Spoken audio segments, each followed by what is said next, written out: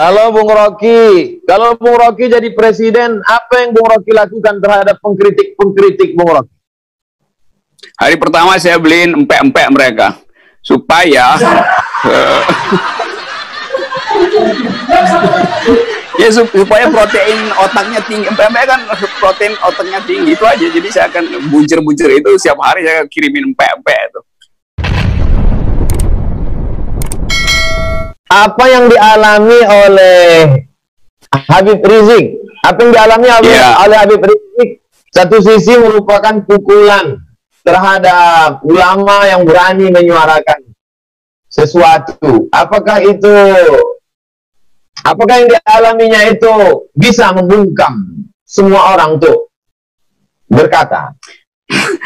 Buktinya begitu Habib Rizik dihalangi, mulut Habib Rizik langsung berkembang dia melalui mulut mak-mak, mulut intelektual, mulut mahasiswa, mulut BEM, segala macam kan.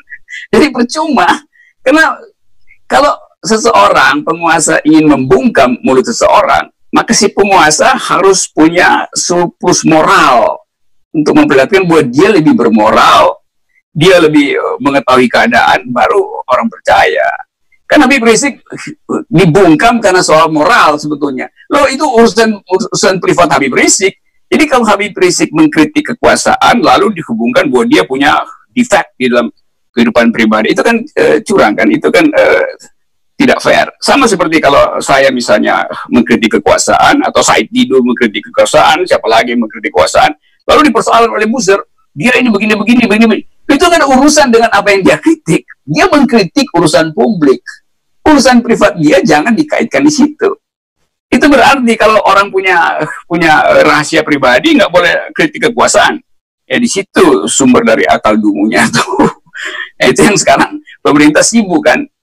Begitu ada seseorang mengkritik, seorang tokoh mengkritik, pemerintah segera menyewa buzzer supaya bongkar kehidupan privatnya tuh. Maka dibongkar panjang lebar tuh.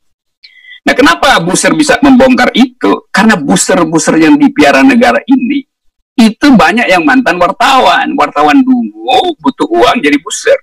Banyak yang mantan dosen. Dosen yang dungu, butuh uang jadi buzzer. Banyak yang mantan LSM. LSM dungu, butuh uang jadi buzzer. Jadi mereka tahu profil tokoh-tokoh tuh. Buzzer ini bukan orang yang nggak tahu biografi orang. Mereka juga dulu adalah orang-orang yang bergaul secara dekat dengan orang-orang yang sekarang lagi dia bully. Kan itu soalnya kan. Jadi kalau kita tanya kok buzzer sekarang sedang nonton juga.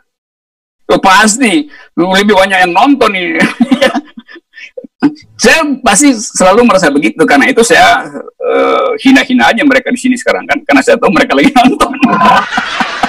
Apa sebetulnya dosa besar Habib Rizik sehingga dihabisi buzzer? Loh, Habib Rizik itu nggak ada dosa politik. Kan dia kritik politik, lalu dihubungkan dengan dosa-dosa privat. Jadi urusan apa? Dosa privat itu urusan Habib Rizik dengan akhirat.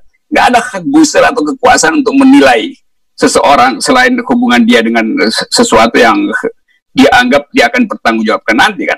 Tapi orang menganggap bahwa itu adalah kriminal segala macam itu. Sehingga seluruh dunia bahkan dikirimi notifikasi Interpol untuk soal yang ajaib gitu kan.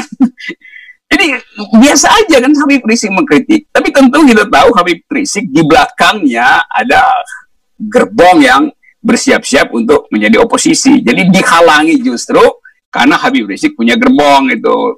Saya untung nggak punya gerbong, tapi yang nggak punya gerbong seperti saya pun dihalangi. Apalagi yang punya gerbong kayak Habib Rizik. Tetap Habib Rizik adalah tokoh politik yang punya potensi untuk menghasilkan pikiran alternatif terhadap penyelenggaraan negara ya. Itu hal yang justru mesti dirawat lah sebagai loyal opposition. Karena Habib Rizik nggak angkat senjata untuk menjatuhkan pemerintah. Ya. Apa bahayanya bagi kekuasaan, Bung Rocky? Kekuasaan yang paling dungu itu kekuasaan yang anti pikiran. Saya setiap hari cuma mengucapkan pikiran. Abdul Somad mengucapkan pikiran, Habib Rizik mengucapkan pikiran, Said Didu mengucapkan pikiran, si Ronald Buton mengucapkan pikiran. Nah, kekuasaan yang takut pada pikiran itu kekuasaan yang nggak punya pikiran. Padahal demokrasi itu adalah pemerintahan akal melalui pemerintahan rakyat. demokrasi itu mengandalkan argumen. Nah, pemerintah itu sensitif terhadap argumen justru. Pemerintah balas dengan sentimen.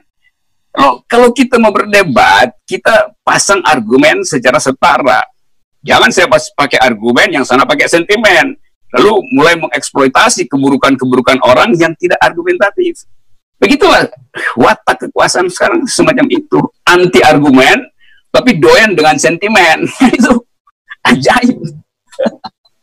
Kalau Bung Rocky jadi presiden, apa yang Bung Rocky lakukan terhadap pengkritik Bung Rocky? Hari pertama saya beliin empek-empek mereka supaya ya supaya protein otaknya tinggi. Empek-empek kan protein otaknya tinggi, itu aja. Jadi saya akan bujur-bujur itu setiap hari, saya kirimin empek-empek itu supaya Gojek ada kerjaan di masa pandemi. Ya udah, ini ada sembako empek-empek dari Presiden Rocky Gerung begitu untuk para bujer. Lalu dikasih gambar presiden. Tapi saya nggak pakai logo istana, saya pakai logo emak-emak.